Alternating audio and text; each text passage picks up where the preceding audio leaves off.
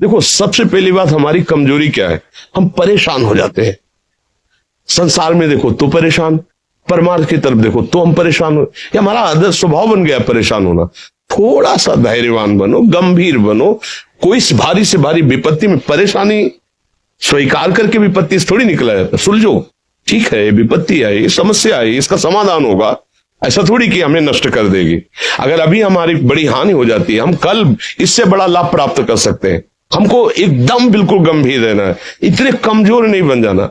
अब वो गए तो क्या होगा, अब वो वस्तु गई तो क्या, पद गया तो क्या होगा, प्रयास किया था ये पद मिला था, इससे बड़ा पद प्राप्त करूंगा, मैं इससे बड़ा महान बनूंगा। ठीक है, एक बार गिर गया, गलती हो गई, दंड भोगूंगा, फिर इससे ज्यादा संयम में रहूंगा। बिल्कुल मतलब एकदम फ्रेश दिमाग रखना चाहिए। पर अपने लोग क्या है, जरा सी बात में एकदम पछड़ा कर लेते हैं, एकदम कमजोर हो जाते हैं। ये बिल्कुल ठीक नहीं है। हम जीवन भर की यात्रा की बात कह रहे हैं, भारी से भारी कष्ट में भी मुस्कुराना, तो हमें बल मिला है, हमें भगवान की कृपा का दर्शन हुआ है, हमें उनका दुलार दिखाई दिया है। अगर ऐसे तो भाग जाते, फिर परमार्थ में थोड़ी चलना होता है। आज जो आप सुन करके लाभ लेने की चेष्टा कर रहे हो ना, ये केवल प्रवचन नहीं है, ये जीवन है। अगर ये जिए ना होते ना तो ये इसका प्रभाव नहीं पड़ता, फिर वाणी का प्रभाव नहीं पड़ता। हम इसीलिए कहते हैं, जैसे आप लोग एकदम परेशान हो जाते हैं, तो बोलो क्या हमसे ज्यादा परेशानी होगी?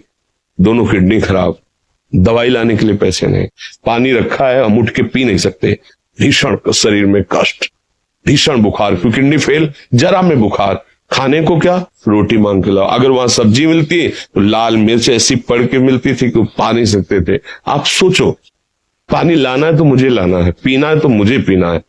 अगर मैं हारता तो कहां पहुंच जाता, क्या स्थिति होती? नहीं, मरना है, पर कदम पीछे। कोई दिन ऐसा नहीं जिस दिन सेवा ना की हो, जिस दिन सेवा ना गए हो।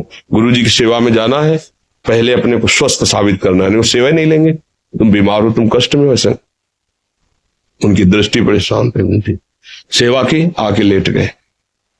फिर हिम्मत की, अपनी श्री जी की सेवा की, मधुकरी नहीं गए, 3-3 4-4 दिन भोजन नहीं गए, पर सेवा नहीं छोड़ा, दिनचर्या नहीं छोड़ी। और उसका प्रधान कारण संयम, ब्रह्मचर्य, भगवदाश्रय, नाम जप, कभी हारने नहीं दिया।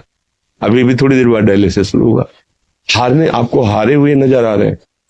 शरीर में पीड़ा है, किडनी फेल है, ऐसा थोड़ा हम स्वस्थ बैठे हैं, पीड़ा है, बार बार प्यास लगती है, थोड़ा थोड़ा पानी मिलता है, हर, लेकिन हम आनंदित है, हम प्रसन्न हैं, हम लड़ाई में हारे नहीं हैं, ना हारेंगे, हम जीत चुके हैं, हम अपने मालिक के भरोसे में अपना संपाद।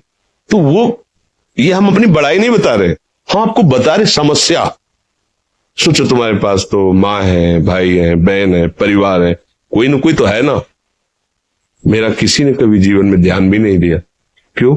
बचपन से बाबा जी बन गए, किसी से प्यार नहीं, किसी से संबंध नहीं, कोई जानकारी नहीं, हम कहाँ है वो कहाँ है, किसी से कोई मतलब नहीं। अच्छा, जवान साधु कौन श्रद्धा करे? कभी गांव जाने की हिम्मत नहीं पड़ती कि रोटी मांग ले, पता नहीं लोग क्या सोचेंगे, क्या भावना कर ले। हम दरवाजे पे खड़े हैं, क्या कैसी भाव, जो हमारे सामने आकाश वृत्ति से आया यौवन अवस्था में वही पाया, अन्यथा भूखे रह गए। जब हम हर समय अपने को विवेक के द्वारा सावधान रखे तो हम कभी निराश नहीं हुए, कभी उदास नहीं हुए, कभी ऐसा नहीं लगा कि यार हम दुखी, कभी नहीं लगा। उसी का फल है कि उस सुख का संकेत मिल गया जहां दुख की निशानी भी नहीं है, वही उसी के बच्चे हो। हम सब उसी धातु से बने हुए हैं। हम इतना क्यों परेशान हो जाते हैं? हम ये देखते हैं अपने लोग, थोड़ी बात बिगड़ गई परेशान, नहीं बिगड़ी तो बिगड़ जाने की संभावना में परेशान है।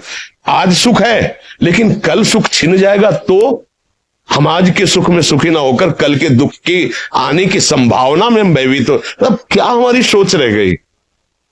हमको इतना बलवान बनना है कि सुख और दुख दोनों हमको छू न सके।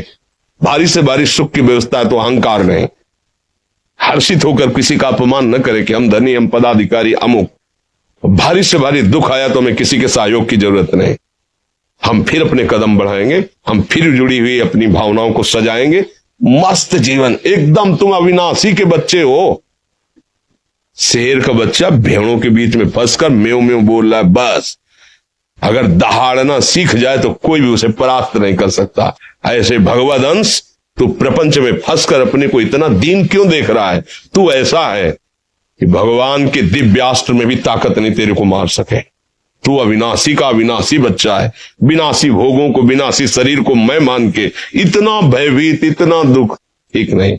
ये सबके लिए, केवल एक के लिए नहीं। आप समझो, आप लोग सोचते हैं हम गृहस्थ होकर भला ऐसी स्थिति कैसे? जनक जी सुखदेव जी के गुरु हैं और राजा हैं, महल है, रानियां हैं, नौकर है, चाकर।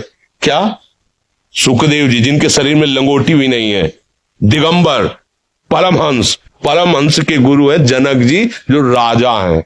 समझो, आप ऐसा ना सोचे कि हम नौकरी कर रहे हैं, हम संसार में, हम गृहस्थ हैं, हम आध्यात्मिक की ऊंचाई पर नहीं चढ़ सकते। नहीं, आप एक सरकारी नौकरी या आप किसानी या व्यापार करते हुए आप एक अध्यात्म की ऊंचाई में चढ़ सकते हैं। और अध्यात्म ही है जो तुम्हें इस माया के दुख सुख से ऊपर उठा सकता है। दूसरा, चाहे जितनी संपत्ति आ जाए, आप सुखी नहीं हो सकते। सब देख लो, आंख खोल के देख लो।